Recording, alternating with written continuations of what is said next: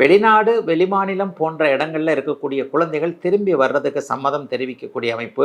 குழந்தைகளுக்கு கல்யாணம் பண்ணி பார்க்க முடியலையே, அது பண்ண முடியல, இது பண்ண முடியலையேன்னு நெனச்சவங்க எல்லாருக்கும் நல்லவைகள் நடக்கக்கூடிய அமைப்பு.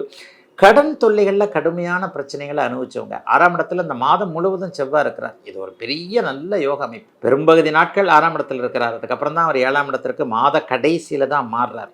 6ஆம் இடத்தில் இருக்கக்கூடிய செவ்வாயால் எதிர்ப்புகள், போட்டிகள் எல்லாவற்றையும் நல்ல விதமாக சமாளித்து நீங்கள் வெற்றி பெறக்கூடிய அமைப்புகள் கண்டிப்பா உண்டு.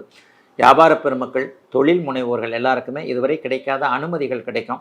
சிலருக்கு வளர்ச்சிக்கான கடன்கள் கிடைக்கக்கூடிய அமைப்புகள் இப்போது உண்டு.